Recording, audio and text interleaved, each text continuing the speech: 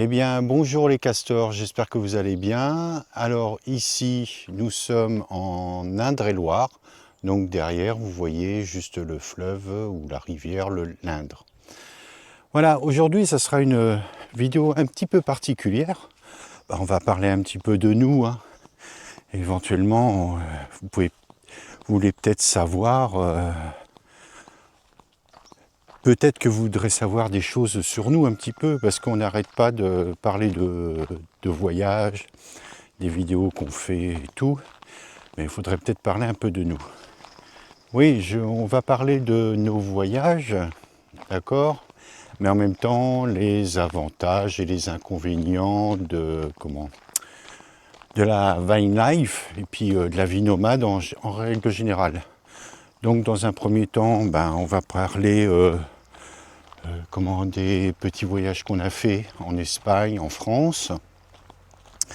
En deuxième temps, on va parler un petit peu du budget, bien sûr. Cela va de soi. Et puis après, les petits trucs techniques, les petits incidents que nous avons rencontrés pendant notre voyage. Mais je vous rassure, rien de grave. Alors déjà, on va parler de notre départ. Notre départ a été officiel le 2 février 2025. Donc là, nous sommes presque à la mi-août.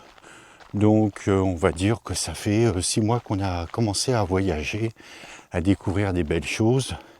Et ça nous a tout de suite très plu, quoi. Donc il faut savoir aussi que le voyage, on l'a préparé depuis à peu près 1 an et demi. Le temps de vendre tout ce qu'on avait dans notre maison. En l'occurrence, les meubles, l'électroménager, la voiture, la moto, et tout rendre les clés du garage et de l'appartement. Nous sommes partis le 2 février 2025, nous avons dit au revoir à nos amis la veille, on avait fait un bon petit restaurant sympathique. Et puis le lendemain, voilà, on a pris la route, direction l'Espagne. Bon, il faut dire qu'on n'a pas été en Espagne tout de suite. Nous avons déjà commencé à aller du côté de la Camargue.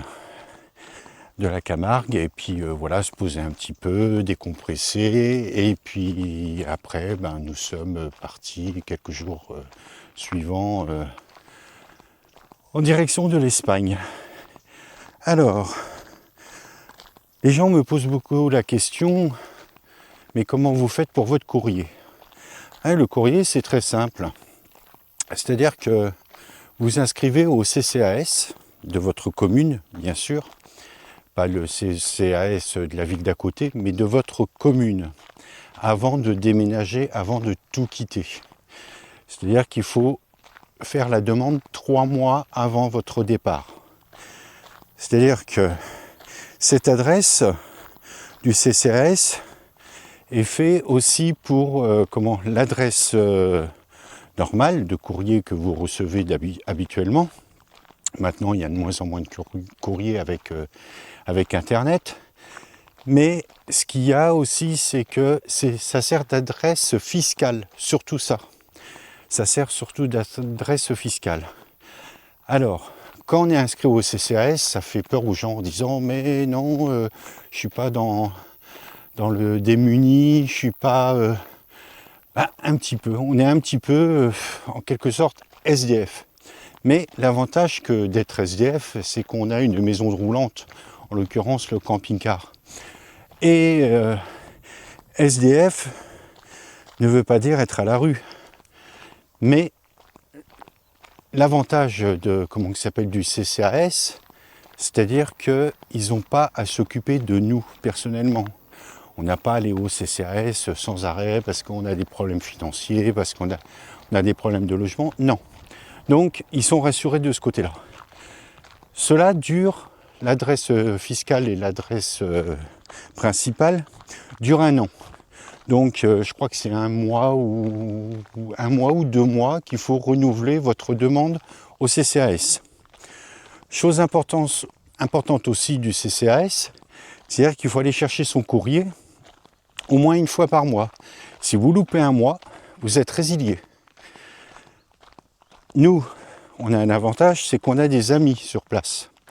Donc on a notre meilleur pote, que je fais un coucou Thierry, qui va tous les 15 jours ou tous les mois chercher notre courrier, et puis après il nous appelle en visio en disant voilà, vous avez du courrier, est-ce que ça vous intéresse de savoir ce qu'il y a dedans? Bah oui, bien sûr. Donc ce qu'on fait, on lui demande d'ouvrir le courrier, et puis voilà. Puis après l'affaire est classée.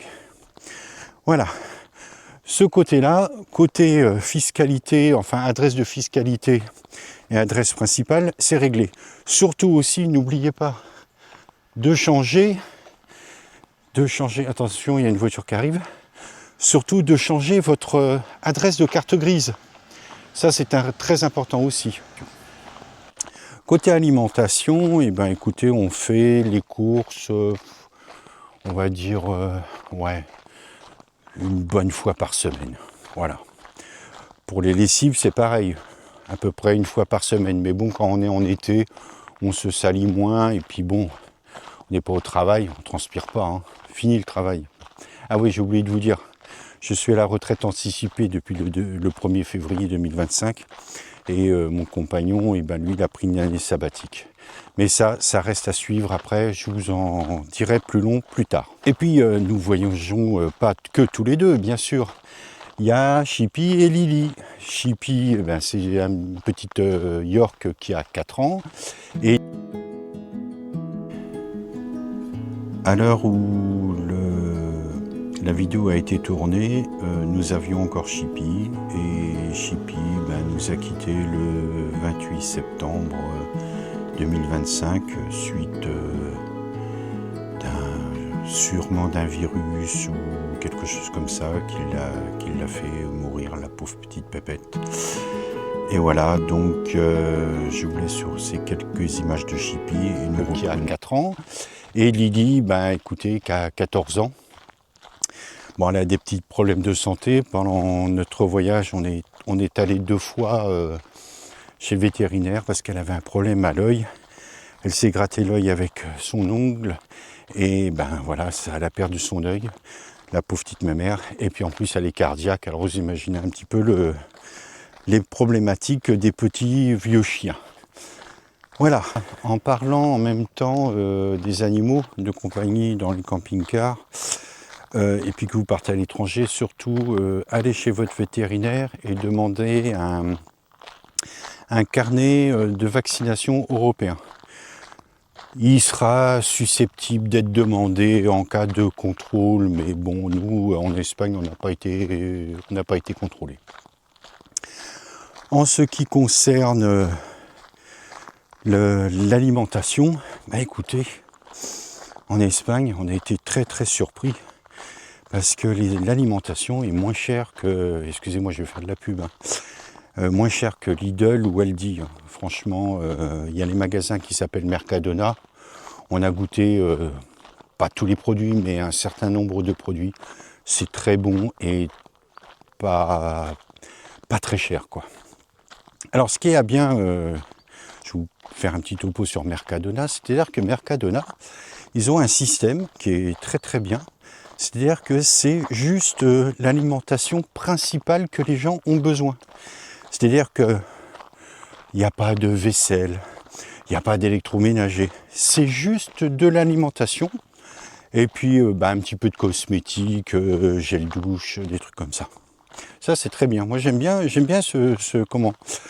ce magasin parce que moi, on trouve un peu de tout. Et puis, on trouve aussi des produits locaux ou des produits typiquement espagnols qui sont relativement très bons. En ce qui concerne le diesel, par contre, c'est royal. Car le diesel là-bas, il n'est pas très très cher. On a réussi à toucher le diesel jusqu'à 1,27 €. Alors que en France, il était à 1,40 €, je crois, à l'époque, ou 1,50 €, et nous, on l'a touché à 1,27 €. Ça, c'est parfait. En ce qui concerne le gaz, je ne vais pas vous faire de secret. Le gaz, on sert du GPL. Basta. GPL, c'est pas très cher, c'est économique. Et puis voilà. C'est-à-dire que nous, on a besoin beaucoup de gaz, c'est en fonction du frigo. Parce que le frigo, il marche au gaz, et puis il faut qu'il marche 24/24, bien sûr. Et puis, bien sûr, pour prendre les douches, et puis pour faire la vaisselle, on a besoin du gaz. Alors, on ne va pas se cacher en même temps que, bien sûr, oh, il y a le soleil, ça c'est dommage. En ce qui concerne les campings, hein, de temps en temps, ça nous arrive d'aller en camping pour l'histoire de dire, allez, on recharge un petit peu les batteries, parce qu'on a des batteries nomades. On a 2 batteries nomades. Et écoutez, de temps en temps, il faut les recharger, ou sinon on les charge au soleil quand il y a du soleil, bien sûr. Alors, nous avons eu 2 petits ennuis en Espagne avec le camping-car. Rien de grave, heureusement. La première fois, c'était début avril, je crois. Début avril, et qu'est-ce qui s'est passé? C'est qu'on a eu une fuite au niveau du liquide de refroidissement, une durite qui a pété. C'est un peu dommage, quoi, mais bon, c'est des choses qui arrivent. Le camping-car, il est de 2017, mais mis sur la route en 2019. Donc, écoutez, c'est l'usure normale, quoi. Alors, donc, nous avons pris rendez-vous, bien sûr, avec la concession Ford qui répare tout type de véhicule à Grenade. Donc, on est obligé de faire des kilomètres, un petit peu de kilomètres, remettre l'eau dans le bocal, bien sûr, tous les 5 km, parce que ça fuyait. Donc on a pris rendez-vous la semaine d'après, et la semaine d'après on y va, pas de souci, à 9h, et ils ont mis une bonne matinée pour faire la réparation. Et ce qui est bien en Espagne, et c'est ce qu'ils ne font pas en France, je crois, c'est qu'ils filment l'intervention et ils vous l'envoient sur votre boîte mail. Ça, j'étais extrêmement surpris. Et puis voilà, donc la réparation a été faite. Bien sûr, on a une garantie sur le camping-car, on a été remboursé, il n'y a pas de souci. Et un mois après, jour pour jour, vraiment pas de chance, le frigo qui tombe en panne. Et le frigo, c'est la carte mémoire du frigo qui a claqué, elle ne reconnaissait pas les énergies, tout ça, donc voilà. Obligé de faire la réparation. Donc on cherche tant bien que mal des concessionnaires, voire des concessionnaires Benimar. Et on voit une usine qui construit les camping-cars Benimar près de Peñíscola. Je ne sais pas si vous connaissez ou si les gens qui vont en Espagne connaissent Peñíscola. C'est tout juste à côté. Et donc on y va.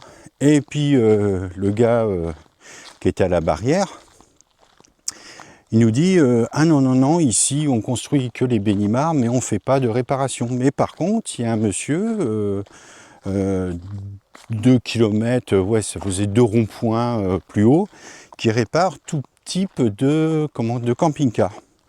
Donc ok, pas de souci, allez hop, on y va et tout. Pouf, midi. Bon, midi c'est fermé, et il faut dire qu'en Espagne, ils reprennent le boulot à 15h. Donc voilà, à 15h, on y va, tout ça, le gars il nous fait rentrer dans son atelier, il regarde la panne, il fait oui, effectivement c'est la carte. Elle ne reconnaît pas les énergies, donc elle est un peu foutue. Et il dit, écoutez, je vais aller voir si j'en ai une, mais ça, je vous garantis rien. Je dis, oh là là, encore une semaine à attendre et tout. Puis finalement, non, il ressort de l'atelier, il dit, non, justement, j'en ai une, c'est la dernière et tout. Et donc, voilà, il l'a installée, et je vous assure, montre en main, 1 heure. On est rentré à 15h, on est ressorti à 16h. En payant, en discutant un peu avec lui. Vous imaginez un peu le truc. Mais franchement, l'Espagne, au niveau service, je ne veux pas dénigrer non plus la France, attention, je le dis bien, c'est qu'en Espagne, ils sont très très réactifs. Voilà. Autrement, écoutez, tout roule maintenant, c'est bon, c'est impeccable. Maintenant, on est revenu en France pour aller voir nos amis, la famille. les parents de Richard, ma maman, mes frères et tout. Et donc, ben voilà, là on est du côté de l'Indre-et-Loire, comme je vous expliquais en début de la vidéo. Et puis, ben on va aller encore vadrouiller un peu plus.